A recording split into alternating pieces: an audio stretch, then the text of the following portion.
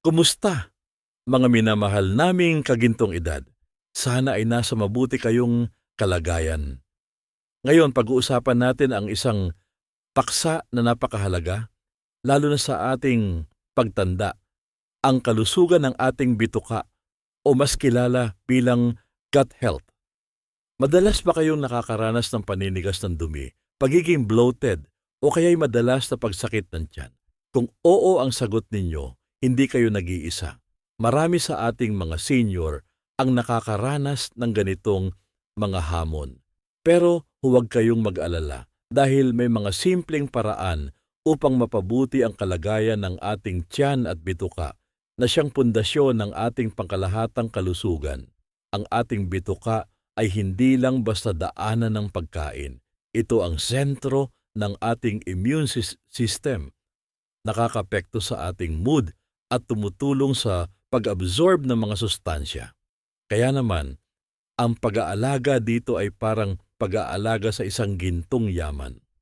Sa video na ito tatalakayin natin kung bakit nagbabago ang ating digestive system sa pagtanda at kung paano natin ito matutulungan sa pamamagitan ng mga natural at praktikal na pamamaraan.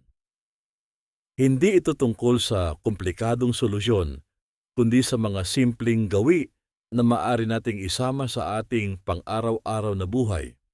Handa na ba kayong tuklasin ang mga sikreto para sa isang masayang tiyan at mas malusog na gintong edad? Tara na! Bago tayo dumako sa mga solusyon, alamin muna natin, ano ba talaga ang ibig sabihin ng healthy gut? Sa loob ng ating bituka, merong trilyon-trilyong maliliit na organismo, mga bakterya, fungi at iba pa, na tinatawag nating gut microbiome. Ang mga organismong ito ay may malaking papel sa ating kalusugan. Sila ang tumutulong sa pagtunaw ng pagkain, paggawa ng ilang bitamina, at pagprotekta sa atin laban sa masasamang mikrobyo. Isipin nyo, parang isang maliit na komunidad sa loob ng ating tiyan na nagtutulungan para gumana ng maayos ang lahat. Para sa ating mga senior, mas mahalaga ang healthy gut. Bakit? Dahil sa pagtanda, humihina ang ating immune system. Kapag malusog ang ating bituka, mas malakas din ang ating resistensya laban sa sakit.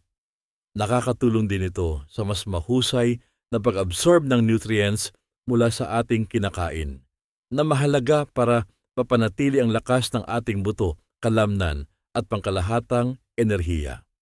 Bukod pa rito, may malaking koneksyon ang ating bituka sa ating utak. Kapag masaya ang ating bituka, mas maganda rin ang ating pakiramdam at mas nababawasan ang pagiging malungkutin. Kaya ang pag-aalaga sa ating bituka ay hindi lang para sa pagtunaw, kundi para sa ating buong pagkatao at kalidad ng buhay. Ngayon, pag-usapan naman natin kung bakit tila nagbabago ang ating bituka habang tayo ay tumatanda. Natural lamang na sa paglipas ng panahon, ang ating katawan ay dumadaan sa iba't ibang pagbabago at kasama na rito ang ating digestive system. Isa sa mga pangunahing dahilan ay ang pagbagal ng motility o paggalaw ng ating bituka.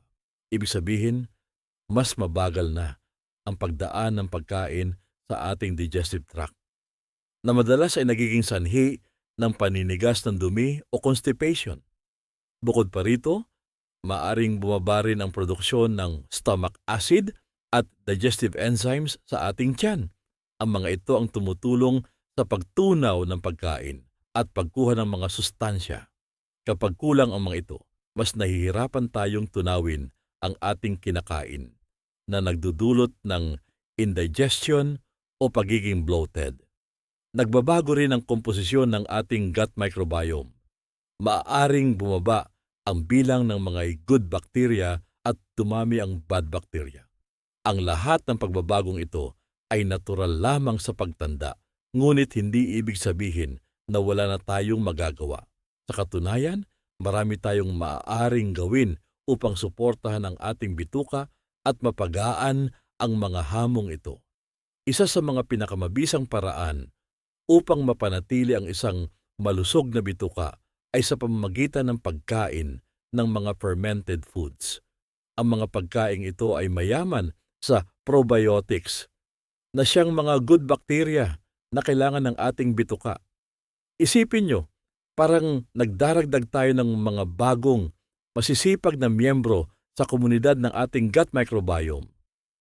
Ano-ano ba ang mga halimbawa ng fermented foods na madali nating makikita at makakain? Nandyan ang yogurt, lalo na yung plain at walang dagdag na asukal. Meron din tayong kimchi na isang tradisyonal na Korean dish na gawa sa fermented cabbage. Kung mahilig kayo sa gulay, subukan din ang sauerkraut. Meron ding kombucha, isang uri ng fermented tea. Mahalaga ring isama sa ating diet ang prebiotics. Ito naman ang pagkain ng good bacteria. Matatagpuan ito sa saging, bawang, sibuyas, at oats. Kapag kinakain natin ang mga ito, parang nagbibigay tayo ng sustansya para lumakas at dumami pa ang good bacteria sa ating tiyan. Simulan sa maliit na dami para masanay ang inyong tiyan at unti-unting dagdagan. Ang regular na pagkonsumo nito ay malaking tulong sa pagpapanatili ng balanse sa ating bituka. Bukod sa probiotics at prebiotics, ang isa pang napakahalagang sangkap para sa malusog na bituka ay ang fiber o hibla-hibla. Ito ang bahagi ng halaman na hindi natutunaw ng ating katawan, ngunit napakalaking tulong sa pagtunaw at paglilinis ng ating bituka. May dalawang uri ng fiber, ang soluble at insoluble. Ang soluble fiber ay matatagpuan sa oats, mansanas, peras at beans. Ito ay nagiging parang gel sa ating tiyan na tumutulong sa pagpapanatili ng tamang consistency ng dumi at nakakatulong din sa pagkontrol ng blood sugar. Ang insoluble fiber naman ay matatagpuan sa mga gulay na may dahon tulad ng kangkong, pechay, whole grains at balat ng prutas.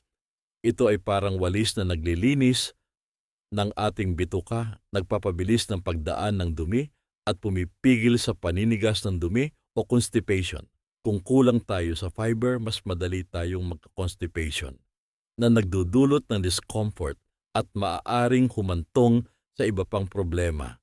Kaya naman, siguraduhin nating may sapat na gulay, prutas at whole grains sa bawat kainan. Unti-unti ring dagdagan ng fiber sa inyong diet para masanay ang inyong tiyan at maiwasan ang gas. Minsan, ang pinakasimpleng solusyon ay siyang pinakamabisa at pagdating sa kalusugan ng bituka, ang pag-inom ng sapat na tubig ay isa sa mga pundasyon. Ang tubig ay napakahalaga para sa ating digestive system. Ito ang tumutulong sa paglambot ng dumi na nagpapagaan ng paglabas nito at pumipigil sa paninigas ng dumi. Kung kulang tayo sa tubig, nagiging matigas ang ating dumi na nagiging sanhi ng hirap sa pagdumi at minsan ay sakit. Para sa ating mga senior, mahalagang tandaan na maaring hindi na natin masyadong maramdaman ang pagkauhaw kahit na dehydrated na tayo. Kaya't kailangan nating maging mas mapagmatsyag. Paano ba tayo makakainom ng sapat na tubig? Subukang uminom ng isang basong tubig paggising, bago kumain at bago matulog. Maaari rin kayong maglagay ng hiwa ng lemon, pipino o mint sa inyong tubig para mas maging masarap at nakakaengganyo. Bukod sa tubig, makakatulong din ang pagkain ng mga prutas at gulay na mayaman sa tubig tulad ng pakwan, pipino at kamatis. Iwasan ang matatamis na inumin at masyadong maraming kape dahil ang mga ito ay maaring makapag-dehydrate. Tandaan, ang sapat na tubig ay hindi lamang para sa pagtunaw, kundi para sa pangkalahatang paggana ng ating katawan. Alam niyo ba na ang ating bituka at utak ay magkakaugnay? Meron tayong tinatawag na gut-brain axis, isang direktang koneksyon sa pagitan ng dalawang ito. Kaya naman, kapag tayo ay stressed o balisa, madalas ay nararamdaman din ito ng ating tiyan. Maaari itong magdulot ng pagtatae, paninigas ng dumi, pagsakit ng tiyan o pagiging bloated. Ang stress ay nakakaapekto sa paggalaw ng bituka at sa balanse ng ating gut microbiome. Kaya naman, mahalaga ang pamamahala sa stress. Hindi natin maiiwasan ang lahat ng stress, ngunit maaari nating matutunan kung paano ito haharapin. Subukan ang mga simpleng breathing exercises o paghinga ng malalim. Maaari rin kayong maglaan ng ilang minuto para mag-meditate o manalangin. Ang paggawa ng mga bagay na nagbibigay sa inyo ng saya tulad ng pagbabasa, paghahardin o pakikipag-usap sa mahal sa buhay ay malaking tulong din. Bukod sa stress management, napakahalaga rin ng regular na paggalaw. Hindi kailangan ng matinding ehersisyo, sapat na ang 30 minutong paglalakad araw-araw, paggawa ng light stretches o pagta-tai chi.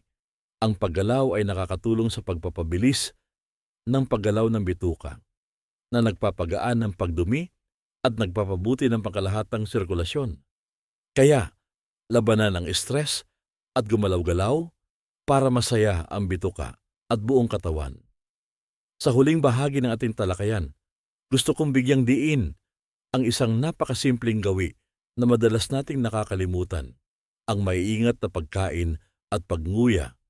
Sa ating pagmamadali, minsan ay nilulunok na lang natin ang pagkain ng hindi gaanong nginunguya. Ngunit alam nyo ba na ang proseso ng pagtunaw ay nagsisimula pa lang sa ating bibig?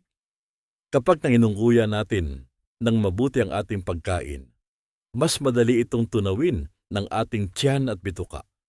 Nagbibigay din ito ng signal sa ating katawan na maghanda para sa pagtunaw at mas naa-absorb natin ang mga sustansya. Subukang kumain ng dahan-dahan, lasapin ang bawat kagat at nguyain ang pagkain ng 20-30 beses bago lunukin.